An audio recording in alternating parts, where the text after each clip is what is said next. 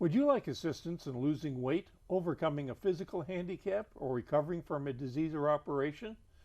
Well, if so, you might consider seeking the aid of a personal trainer. Join us now as we interview two personal trainers from the Northwest YMCA in Cupertino and discuss the benefits of personalized training, and especially personal training for older adults.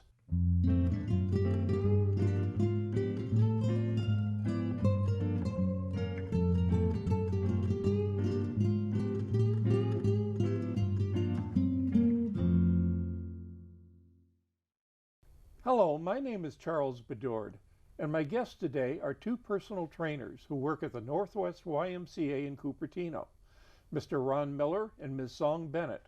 Ron and Song, welcome to the Better Part. Thank you. Thank you. Glad to have you. You know, today we hear a lot about the term personal training. It's bantered around in the press and quite a bit. Can you tell us, each of you, what is personal training? Well, I guess I'm sure we concur on this. I break it down into four parts. First, the major word to remember is customization. We work with people to improve their endurance through various exercises, certainly their strength, and we work on nutrition. But there's an area I call suppleness, which includes balance training and stretching. So that's the scope. But what makes it personal is that it's one-on-one. We work with people on a very intimate basis in setting up special training situations for them based on their needs and what they tell us they're looking for. I see, and I'm sure that one-on-one can really help people become motivated to stay with the program too. Yes, it does, I hope. Okay. Song, do you have any additional comments on that, or? I'm in full agreement with Ron. I would say that we partner with the individual to help them achieve optimal wellness. Okay, very good. So what kind of qualifications are needed to become a personal trainer? And you might say in particular personal trainer through an organization such as YMCA. What kind of training and background do you need for this? So the YMCA requires a national certification. There are a number of certifying organizations. The organization that I'm, for instance, certified through is NASM. That stands for National Academy of Sports Medicine. I see. So you go through a training curriculum and then you take a certification exam. I see. And Ron, anything? Well, it's the same procedure, different organization. Mine is with the American Council on Exercise. But in addition, because I have specialties, I also took classes and certification courses at Foothill within their adaptive fitness program. Mm-hmm. So that kind of gives a different slant on the process. So nobody can just automatically pick up and say, I'm going to become a personal trainer today, walk in the door and start it off. You really need a background, training experience, a certification to enter this area then. That's correct. Interesting. Right. Yeah. Could you tell me, how did you become interested in personal training, each of you? Well, in my case, it's purely selfish. I had finished my career, as it were, and I was retired, so I was looking around for something useful to do. And part of that process was trying to find a place to work out. I was very much interested in finding the place that would match me. So I looked around at several health clubs, so-called, and I fastened on the YMCA. The reason I did that is because I like its style. It's nonprofit. At the particular time I joined that Y, they were changing over to a new computer system, and they asked me if I'd be willing to help out showing members how to use this new system. Mm. So as a product of that, I decided, well, why not be on the staff? Song, how about you? How did you? For myself, I had been a management professional for a natural foods retailer in Colorado. Oh, really? Yes. So I'd been a lifelong fitness enthusiast, and my husband and I came back to California to be near our aging parents. And I knew at that time I wanted to move away from management and work with people more closely in wellness and fitness. And I thought, this is the time to do that. So how many personal trainers are currently at the Cupertino YMCA? Last count, I think we had 8, 5 of which are women, by the way. And I guess maybe 3 of us specialize with older folks. So that's kind of the profile. It's interesting. So you do have your specialty somewhat is. A little, yeah. Okay. Is this a large number of trainers for a YMCA or a pretty common number? Or? You know, I wish I could answer that. I think it's probably typical.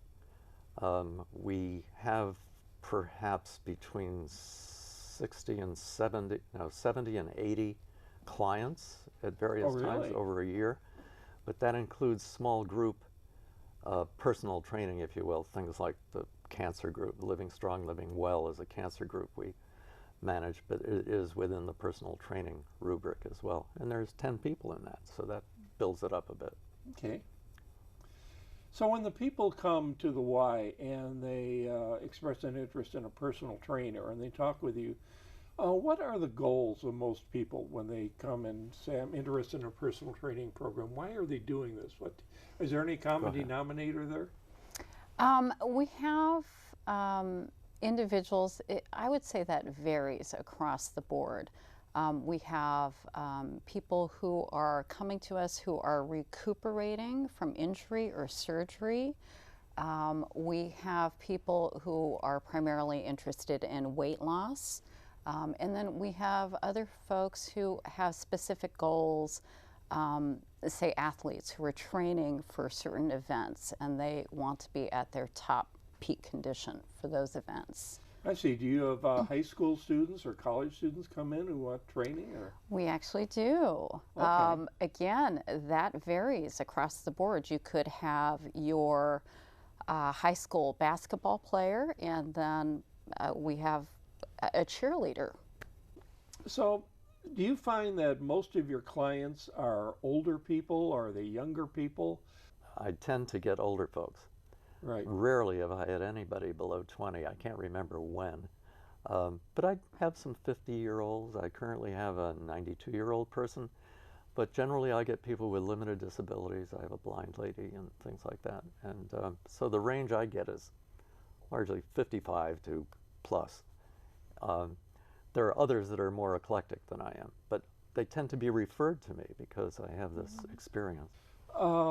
So I know when I started personal training, I walked into the room and I saw this whole array of machinery there. And I thought, oh my gosh, you know, what have I got? What am I getting myself into? I don't even know how to use this stuff. How do you go about introducing people to how to use these machines and this equipment properly? Good question. I think the Y does a really nice job of orienting people to the gym experience. So we have a diverse group of members. You have people who have absolutely no exposure to the gym experience, and then others who have been quite active in the gym for most of their lives. So we start with an orientation. When people sign up for membership, people are actually entitled to 3 sessions with a wellness coach. People, as a part of their membership, they receive 3 wellness trainings with a wellness coach. Oh, these are free? Yes, okay. That's correct. The wellness coach will do these 3 meetings with the individual to go over what their goals are, to set them up on the various weight training equipment, and put them into something called FitLinks, which is a computerized fitness tracking system. So during that time, they'll answer the questions of how to use the equipment. Okay, now how does FitLinks work? Can you explain that a little bit? Nationwide, and each YMCA elects, as well as for-profit groups, to use this because it not only remembers the settings of individuals on individual pieces of equipment, and therefore tracks progress. That's an important function of this. But it also, you can get printouts that are cumulative, so you know what you did 6 years ago if you want to know. And you have to have a number assigned as a member of the Y to the FitLink system, which allows you then to be set up on the machines that Song was describing. When a person enters a personal training regimen, how do they know that they're actually progressing? How do you go about tracking progress and giving feedback to the person? Okay, so the initial part of the process is actually sitting down with the member and doing some goal setting with them. I see. So in that first meeting, we'll decide what their goal is. And if it's weight loss, in that first meeting, we may do things like measure their weight, take some body measurements, this kind of thing. Interesting. So over the course of their training plan, we'll recheck those baseline figures to see what the progress is during that time. Do you measure the progress on the machines too, as far as yes, how well they do? Yes. If, for instance, we've set a person up to lift 10 pounds on a particular machine, daily, every time we do a personal training session, we in effect interview them again, like, how are you feeling? Any new stuff has happened to you, like, do you have an ache or did you hurt your shoulder or whatever? And we can adapt that day's workout to take that into account. As part of that process, though, we can ask now, is this person ready for a challenge, for increased resistance, let's say, Right. or even a longer time on a aerobic machine? And as time goes on, we can track those improvements. The best one, though, is probably not data-driven, but how are you feeling today? Do you feel like you're getting what you need? That's what gives us the most satisfaction, as well as measuring progress. And then if a person is not making progress, do you tell them that? I mean, or do you deliver bad news, in other words? Well, not quite that way. I'd say, maybe we should try something else Okay. to accomplish this particular thing. Like if you can't lift a particular amount of weight with biceps, we can design a different machine or introduce a different machine to do that, which might be more comfortable. I see. I know one of the things you alluded to is that you gradually work up as far as the challenges. I know some people are kind of adverse to the idea of taking on a personal trainer sometimes, because they think the person will just push them as far as they can go, very rapidly. So they just get pushed too fast, and that's generally not the case, I take it then. You just incrementally build up over a period of time. Well, with older people especially, it's important to go slower than you think you should to accomplish that, because discouragement can set in very easily if they can't achieve what they think they can do. Okay, you mentioned older people. How do personal training regimens really differ from what you offer or provide to older people versus to what you provide to younger people? The older client knows their body maybe a little bit better than a younger client.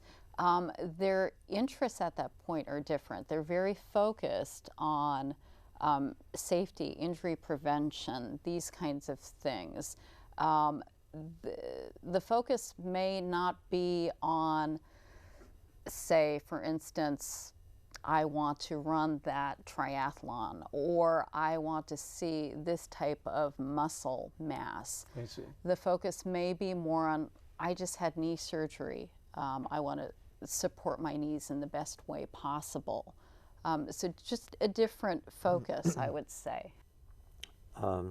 Older folks I tend to deal with are, I would say, compared to younger folks want to look good and older folks want to feel good. And it's less important to be mirror friendly than it is to be able to get out of the chair and feel good. So that colors a lot of what we do. The main thing it's is not we all do it about the body beautiful slowly. necessarily. No, not at all. There's an awful lot of interaction and friendship building activity that is part of the incentive. That's good. That's good. So let's say I'm a person and I've been talking to people about personalized training, and they tell me, well, look, why don't you just go to the gym and work out? You can just work out and get the same thing. You don't need to hire a personal trainer or get involved in a weekly regimen, something like that. How do the exercises and what you do in personal training differ from what the person would get if they just, quote, went to the gym on their own and worked out? When you work closely with a personal trainer, they design a focused program specifically for you based on goals. You set measurable, achievable goals. You set timelines. And so there's this relationship now with this trainer that helps you be accountable to the plan that you've set up for yourself. And we think that one of the major incentives that we can provide is you have to make an appointment with us, like a doctor. So you know that Tuesday at 3 o'clock you're going to do this, unless you get sloppy and the personal trainer lets you get away with it too often. You can slide back, but that connection is very important. Right. And we try to have people come at least twice a week in a personal training environment for maintaining improvements that they may make at any one session. Okay, now you work with people, you mentioned that you worked with people with physical disabilities. What range of physical disabilities have you worked with? I personally have worked with an individual who has sight impairment. I also work with a member who has cerebral palsy. Interesting. Okay. And Brian? Well, I've had a bunch, I guess. Blind person I alluded to earlier, long term. I've had people with stroke and designed a right side exercise customization for them so that they can try to retain or reinstill the mobility in their right side of their body. I've had Parkinson's folks. There's a Parkinson's Center in Sunnyvale that is devoted to that, and we have some folks that are associated with both institutions. MS is another one. I have an ALS, person with Lou Gehrig's disease, in my poetry. There are others, knees, hips, necks, arms, elbows, all of those are standard. Now, can personal training programs be designed to help people recover from or overcome specific medical conditions such as neuropathy, etc.?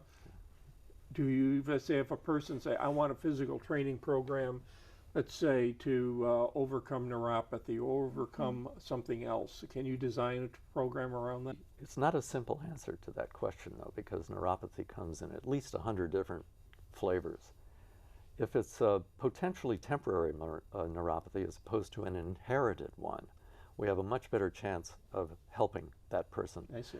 The bottom line on neuropathy is that maybe we can help defer the progress of that horrible feeling that people get. They get it in their fingers and toes. Those people who don't know what neuropathy is, you get numb in your legs. It's a usual byproduct of diabetes. That's what the predominant cause is, and it's really devastating. But if it's temporary, like I had neuropathy after my surgery, and I would say probably because I designed a workout for myself, after about 2 months, it was, as far as I recall, completely disappeared. But I can't tell you whether it wouldn't have completely disappeared had I not done that. But talking to my oncologist, she seems to think it probably would go 6 or 7 months. So there's some efficacy there. Now, earlier in our discussion, you mentioned a cancer support group that you work with at the YMCA. Can you tell us a little bit about that group? Go ahead. It's a program called Living Strong, Living Well. It's a program that is actually partnered with Stanford University. It's a 12-week program. We meet with, it's usually cancer survivors. We meet with them twice a week for 12 weeks. The initial meeting involves getting to know everyone, and then we do an initial physical assessment. We train people on the weight training equipment, and then track their progress over the 12 weeks. So does a person, let's say if they come in with a history of a serious disorder or disease, do you need a medical clearance to enter a personal training program, at least through the Northwest YMCA? There's the initial interview that both of us have referred to already to determine what the program is going to be, has a process called PARQ, which is Physical Ability something questionnaire. The readiness. Readiness questionnaire, correct. And there are criteria on that list. And if there are 5 major categories, and if they hit negatively on 2 or 3, we have to get a doctor's permission for them to take the next step. Does this policy vary at different YMCA's, or is this, do you know, maybe you... I don't think so. It sounds to me like it's a national policy that happens. Now, kind of the dirty question, what do personal trainers generally charge for their services? Say, I want a personal trainer, I think this is a great idea, what's this going to cost me? I do it for nothing. No. I do it for my own self-satisfaction. No, I wish I could say that, but I don't. The range within RY is $60 an hour down to $45 an hour, one-on-one. If you do it with 2 or 3 people as a small group, then the corresponding price per person goes down. I would say the most efficient one is related to something called senior strength and conditioning, which is a small group of 4 or 5 people. And if you divide how much they pay for this 12, again, it's a 12-week, I think it's 12, it might be 8, that it comes out to about $7.50 an hour that way. And they don't get the personal training that it would be if they were the total focus of teachers like us. But they do share in a process once or twice a week that they pay extra for. Okay. And do our costs at the YMCA competitive with individual personal trainers you might see at health clubs, etc.? In my experience, very definitely. If you look on the internet and say personal trainer or something like that, you'll find anywhere from $130 with someone advertising him or herself as a personal trainer, as opposed to a for-profit institution, as opposed to a nonprofit like the YMCA is. Now, how many people work with personal trainers at the Y, just totally, at the Cupertino Northwest YMCA? Any idea, the total number of people? It's as I may have referred to earlier, I want to be sure I say the same thing. It's between 70 and 80. 70 and 80 people at the Cupertino Y. Yeah. So as we're running to the close of our show here, let me ask each of you, what is your greatest source of personal satisfaction being a personal trainer? What do you really get out of this? What keeps you at this?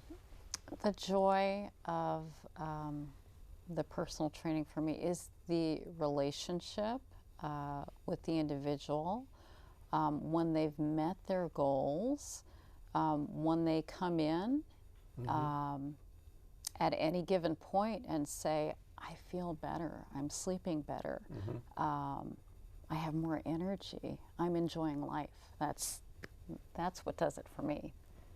Couldn't say it better. That's perfect. Okay.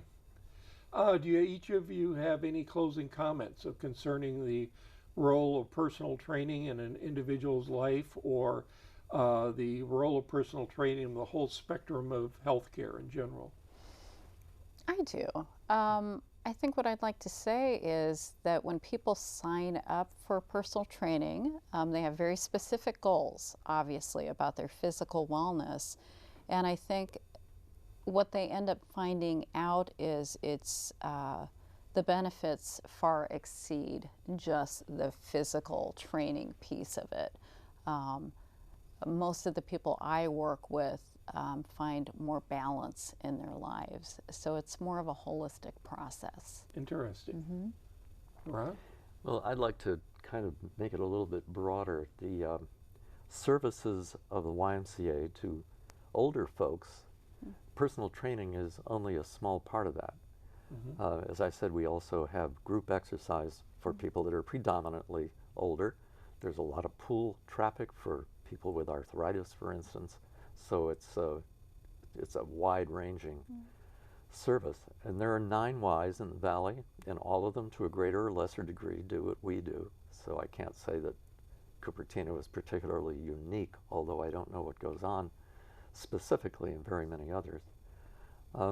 One of the amazing things is there's something like 6,000 volunteers that help us do our job at the Y, anywhere from middle school, high school to 6,000 volunteers. Yeah, isn't that amazing? That's incredible. Over the whole association. And there's just many millions of dollars available for people who can't afford to either join the Y or pay for personal trainers. All they have to do is apply for it. And if they satisfy certain criteria, the door is open. This raises the question of insurance, I think, too. There aren't many insurance, that I know of none actually, that will cover personal training at the Y as opposed to what a physical therapist does. Physical therapy training is much more extensive than either of our backgrounds, at least in mine. And we see ourselves kind of in the continuum of when a doctor prescribes a physical therapist to a person that's just had knee surgery, they go through that and renew it. Then all of a sudden insurance stops. That's when the Y should be right there with knowing the background of this person in the physical therapist regime, and we can take it from there. And they join the Y and we can just bring it along, and we don't have to worry about insurance. There are some insurance companies, however, that will, as a health prevention service, cover the cost of certain membership fees in particular health clubs. Unfortunately, the Y is not one of them, which is to say, if you have an insurance company, it would be very wise to ask them for a preventative subsidy, would you cover my membership fee at the YMCA? I don't think anybody's ever asked that, but I think that might be a good thing to try. Okay, well, I want to thank you both for coming. I thoroughly enjoyed our conversation today. Thank you. Thank you very much. Thank you. I wish to thank Mr. Ron Miller and Ms. Song Bennett for a very interesting discussion of personal training. I also thank you, the audience, for joining us today on The Better Part. Please remember that many Better Part shows are available through the county's Santa Clara County Library System. Additionally, most shows are available on YouTube and Roku. See you next week.